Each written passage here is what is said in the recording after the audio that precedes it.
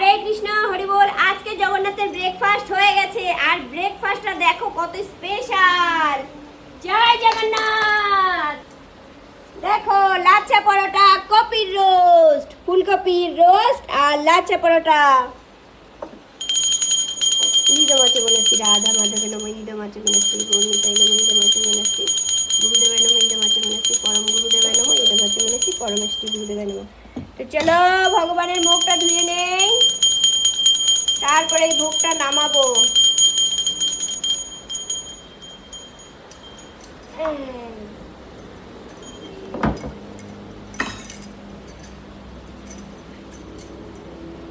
জয় জগন্নাথ। লাচ্ছা পরোটা শুধু রেস্টুরেন্টেই হয়, আমাদের বাড়িতেও হয়।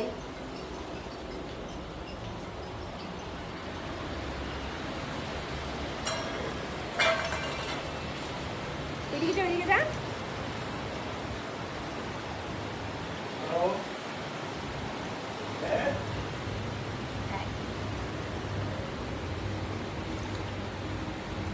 এই যে এটার রেসিপি আসবে, এত পরক পরক রেসিপি কী করে বানালাম, সরি এত পরক পরক পরোটা একদম ঝুরঝুরে, দেখেছ ফুলে ফুলে যাচ্ছে।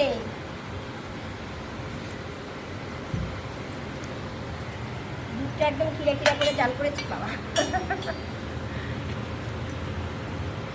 আর হচ্ছে ফুলকপির রোস্ট।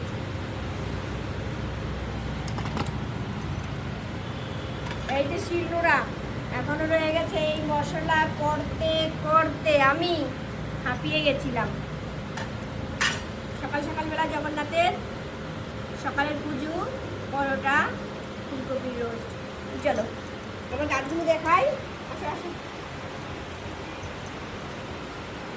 এই যে এডেনিয়াম, এটা সাদা ফুল ফুটবে, এটা গোলাপি। আর এই যে ড্রাগন, ড্রাগন ফল গাছ, ড্রাগন ফল হবে আর জগন্নাথকে দেব। চল চল চল ইচ্ছে যা, এদিকে যা, বৃন্দা দেবীকে দেখাই।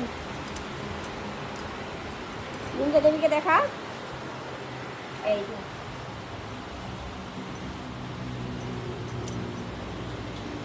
সুন্দর হয়েছে না বাগানটা। আর এই যে এইরকম বাইরে বৃষ্টি হচ্ছে, দেখা যাচ্ছে বৃষ্টি হচ্ছে, যে বৃষ্টি দেখা যায় না কেন, একটু একটু দেখা যাচ্ছে। এই বৃষ্টির মধ্যে ভাবলাম যে নিন্দা ধর,